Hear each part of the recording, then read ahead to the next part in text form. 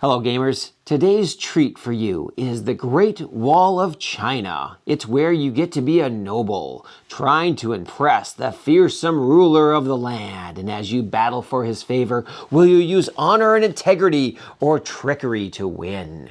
As you can see from my box, this game has a few miles put on it.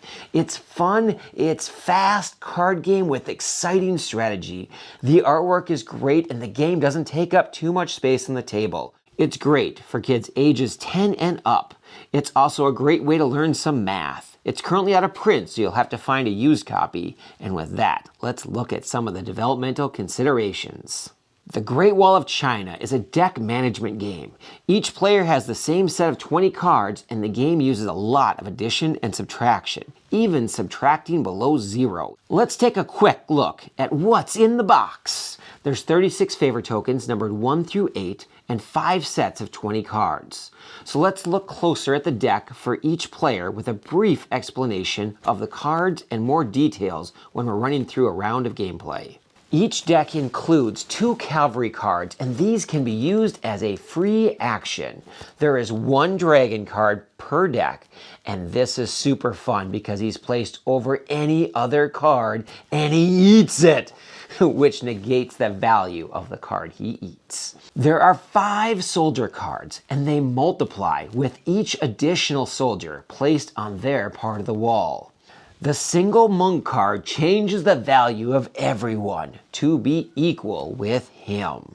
And the other 11 cards in the deck are basic cards with numbers 1 through 3. For a 3-player game, we will be using 3 decks. Each player shuffles their deck and draws 5 cards. Then we draw out pairs of the favor tokens. 4 pairs for a 4 to 5 player game, 3 pairs for 3 players, and 2 pairs for a 2-player game. If playing with 2 players though, any identical tokens must be redrawn. Then you take turns doing 3 actions on each turn. First, if you have cards on the table, check your progress and see if you've earned a favor token. If you have the highest total value of cards in that row, you take one of the 2 tokens. So for example, green has a score of 5, red has a score of 2, and blue has a score of 1 with these cards. If you have the highest value, you may choose which token you want. Usually players choose the highest value, and then you place that token on one of your played cards in that row, which protects the card from the dragon. But you must subtract the value of the token from your total value in that row for the remaining rounds until the second token is taken, which then resets the row and tokens are distributed to any players who own them. You may only get 1 token from each pair each round. So let's look at another example with some of the special cards.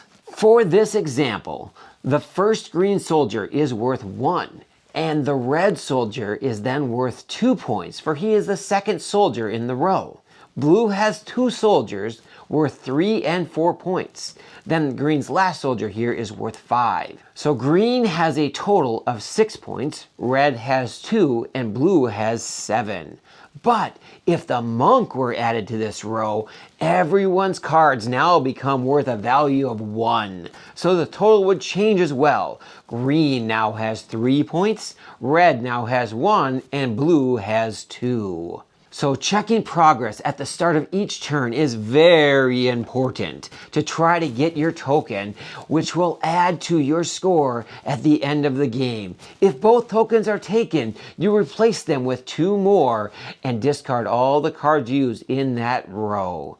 And after checking if you've earned a token, your second and third actions on the turn can be the same or different. You may play 1 card or a group of exactly identical cards from your hand, or you may draw a card, or you may play a cavalry as a free action. And then it is the next player's turn. You do this again and again until someone has played all of their cards.